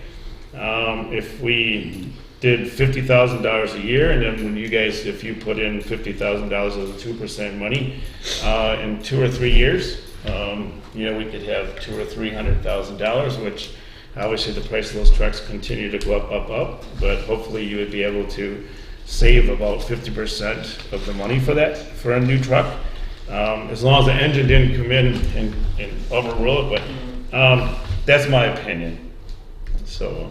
Can you add one thing to that? Yeah. I know George is the one who's from Town Christian, takes care of all the maintenance, and he is mentioning, I believe it's one of the headlights that were obsolete and you can't find them anymore, and you can verify with him, but if there's a workaround, if they can replace those headlights with something. Okay, yeah, you know, and that would be something that we'd probably have to talk a little bit about, because I know you guys had talked a little bit about electrical issues, but I think the guy's name was like Steve Brand, yeah. drove it down there, and they really didn't talk too much about that, so that would be something that, you know, if they get a go-ahead, you know, that would have to be, you know, discussed, you know, so as long as it's there, because, so make sure you kind of clean up a lot of those little things, so, but, anyway. Well, the other reason for doing this, rather than purchasing a new truck at this time, is that Oakland and Cambridge Correct. have given notice that they're done at the end of this year, and I don't think the commission wants to increase debt at this time until that's all settled, done. So Yeah, to purchase right, a new truck is Yeah, I mean, if you totally out lose, of the question. yeah, if you Yep. lose 2 entities, then you lose trucks. Well, then I everything, mean, everything goes down. I mean, it's just the way it is. Yeah. I mean, it's we just bad don't have the money. timing. It's bad timing. It is, All of it is. And,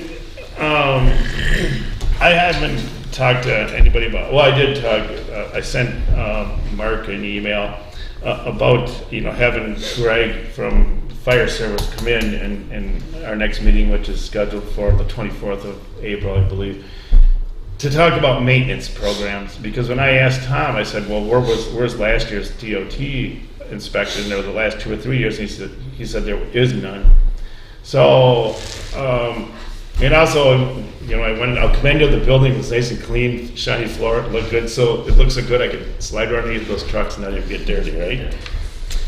I see a lot of things that, they need to be, to get the longevity out of those vehicles, I think it needs a stepped up maintenance program, it really does. At $1,600 a year to bring those trucks, that's what Fire Service's initial talks was about. They get you the oil change and the air dryers, and they put it up on the hoist, and they check it out, and they clean them up and paint stuff that's wrong. So that would have been, if you take the life of that truck at $1,600 a year, that would have been $38,000. Well, you would have had a $38,000 investment, but you would have had a truck that would have been in tip-top shape instead of the position we're in right now.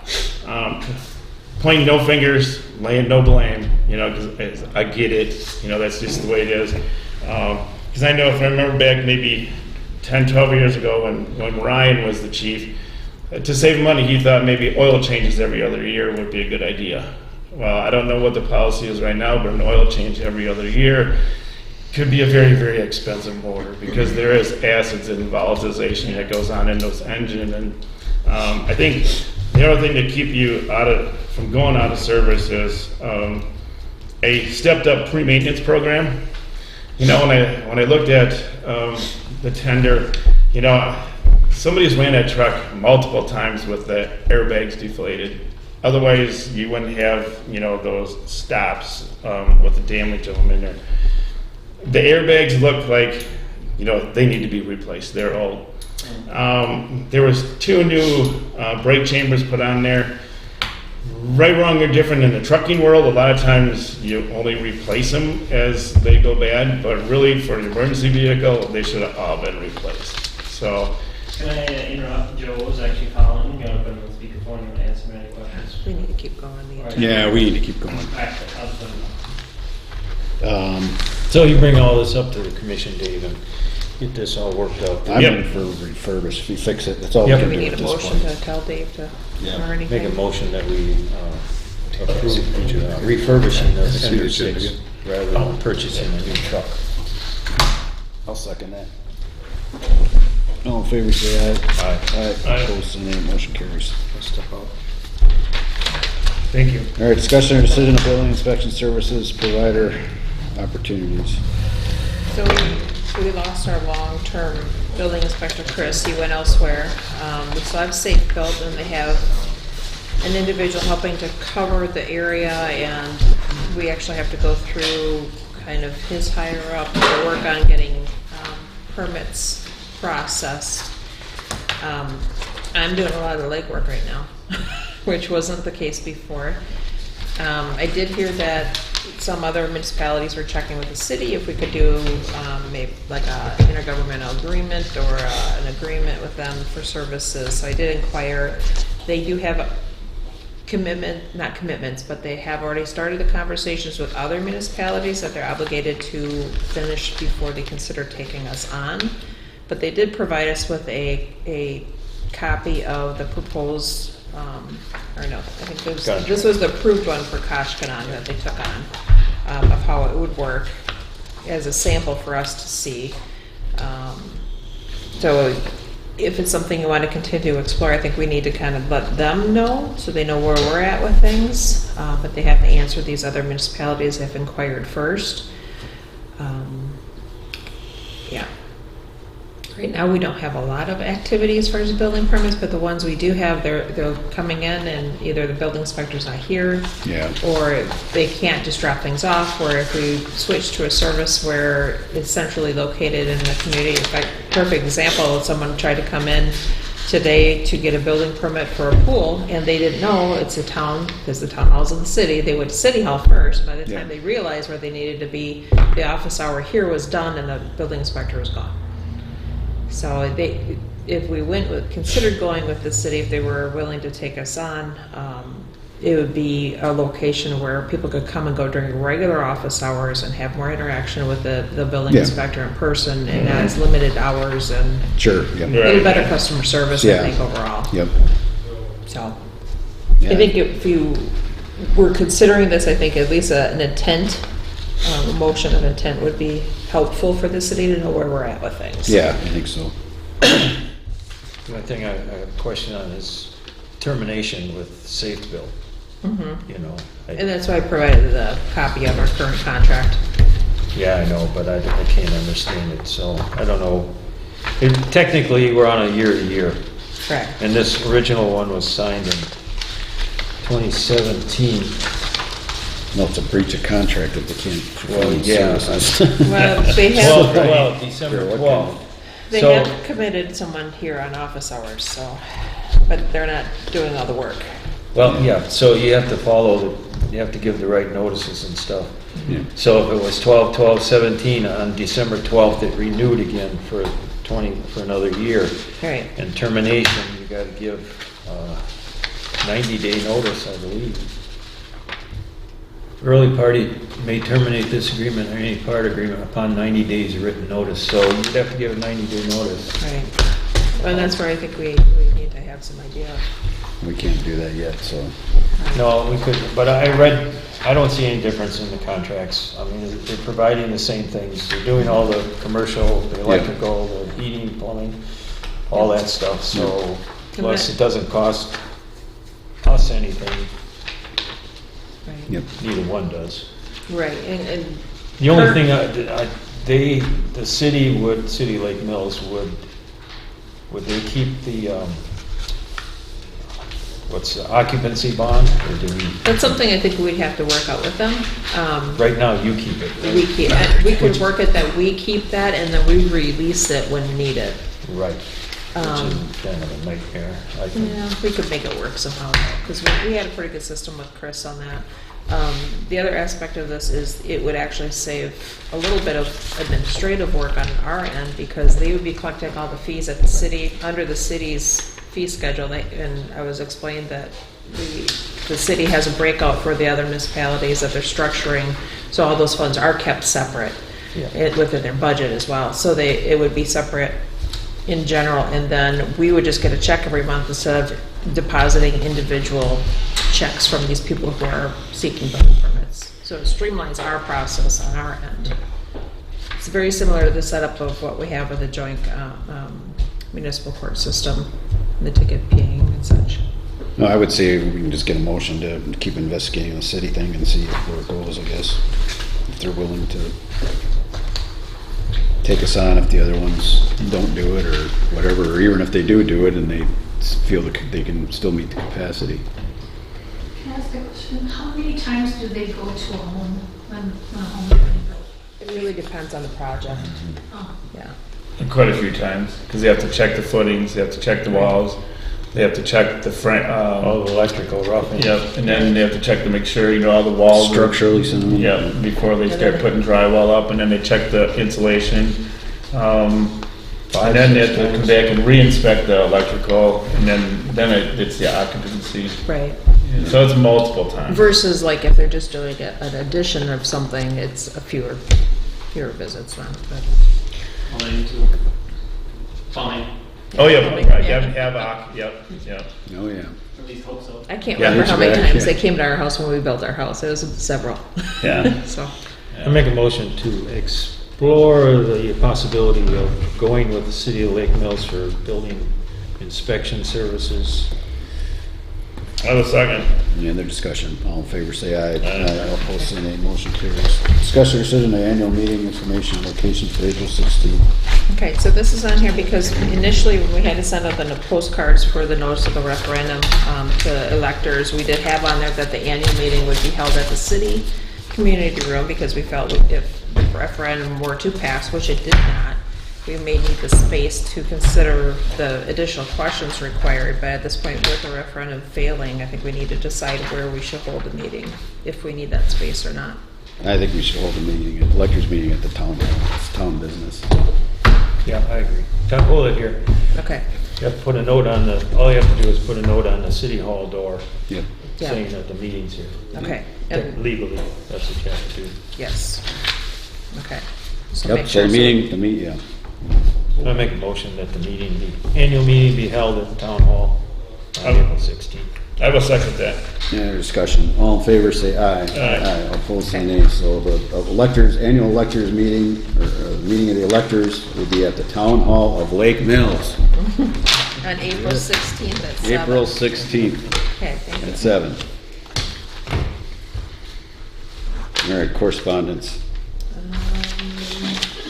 I just have a plan commission agenda item that came through for a building placement, which will be on the May agenda. We did get notification, of course, of the elections coming up on August 13th and November 5th of yet this year. Yeah, there's one that came in on the Shoreward Hills Road thing, but I kind of talked about that during road reports. And then I got another envelope from Delmore LLC on the colored stuff. And I just took some pictures of it and sent it to the county, but we already submitted our form for inventory, so I'm not gonna worry about it. Now, the Shore Hills Road issues, Mr. Hanson did request to have those particular items added to the annual meeting, which as an elector, he's allowed to do. Yep. So, Discussion of future agenda items. Obviously, the Got items we anything from tabled. here? Nothing. We tabled one. We tabled The one. Knickerbocker thing. Yeah. That was it. But Dave, did you table that for later on in the year? or- And that's what I did because there was no rep here anyway, so, Well, I it'll guess come off unless- the, come yeah. off, come You off got the till table. February. yeah, next You got the directive to the Town Hall Facilities Committee by the town board as to whether or not to dissolve or continue with another Yep, aspect of that. yep. Appointments of committees. I've got some ordinances that I want to continue on. Okay. Just, I won't do a bunch of them, but there's do a just couple that have couple at a just a time. lot of Yeah. typo things. Okay. 2 of them. And then the Joint Rock Lake Committee one, I think we're just gonna leave that one alone, because city didn't want anything to do with it. That was Yeah. what they said, right? Yeah, well, As far as the Well, ordinance they weren't itself. gonna look at it or rewrite it, they weren't working on it, so, yeah. Okay, and you're talking about the ordinance. yes. Okay. Do you wanna work on that one? I mean, for now, it's fine, as long as the interpretation of it's fine, and I think everything got kind of squared away in that open work session, so. Okay. So, I'll let Robin know what they are, so. Okay. Sounds good. All right, April 16th, 2024 Annual Electors Meeting, 7 PM at the Town Hall. May 2nd, 2024 Parks Committee Meeting, 7 PM at Town Hall. May 7th, 2024 Plan Commission Meeting, 7 PM at the Town Hall. May 9th, 2024 Joint Rock Lake Committee, 6 PM City Hall. May 9th, 2024 Town Hall Facilities Meeting, 6 PM at the Town Hall. May 14th, 2024 Town Board Meeting, 7 PM at the Town Hall. motion to adjourn. Second. All in favor, say aye. Aye. Aye. We adjourn 8:58 PM.